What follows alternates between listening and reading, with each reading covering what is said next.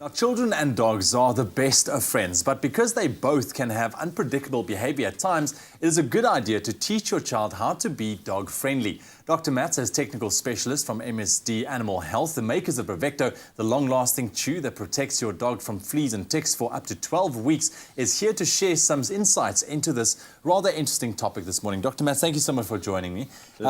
This is a topic close to my heart, I think, because I've got two boys of my own. And, dog friendliness and dog safety are right up there when it comes to my kids. So I think why, in the first place, from an expert like yourself, should we teach our kids to be dog friendly from a young age? I think, Ewan, the first thing to understand is that most of these accidents happen because the poor children don't understand the language that the pets are speaking. And often these warning signs will come up almost always before the accident happens.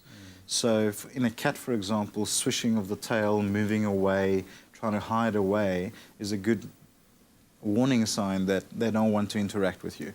With dogs, you'll have very similar sort of signs where they're moving away, they might even growl at you, they might even yawn, which is often misinterpreted. And again, it's a warning sign that they're not interested. Yeah. So what are some of the things that we should try and teach our kids to avoid doing when approaching an animal? And I'm asking this because my youngest boy is almost fearless when it comes to animals. You know, he would walk up to a strange dog and he'd just grab the head of the dog and, he would try and kiss it. And, so that's something that really, really worries me. I think for me, the most important thing is to let the animal know that you are approaching. And you don't know the status of the animal. You don't know if they're half deaf or if they're old or if they're just slow, if they're not paying attention. So you need to actually get their attention. You need to speak to them before you touch them. You need to whistle or put out your hand so you become more visible. Obviously get the owner's consent if it's an unknown dog. Yeah. And always approach cautiously. Absolutely. How would you go about, as a parent, to teach your kids these kind of safety measurements and rules? I think the first thing is to teach the child the body language of the animal. So every time they give a warning, you demonstrate that to the child and you show them.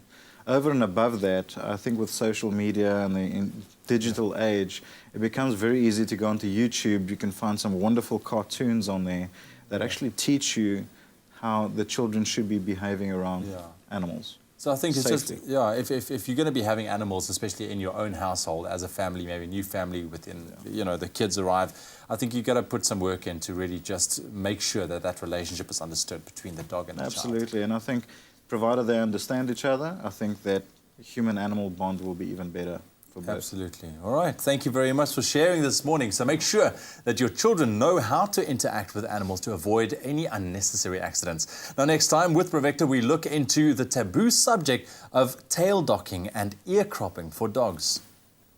For your extraordinary pet, you need extraordinary care. Give your dog 12 weeks protection against ticks and fleas in just one tasty treat with BRAVECTO.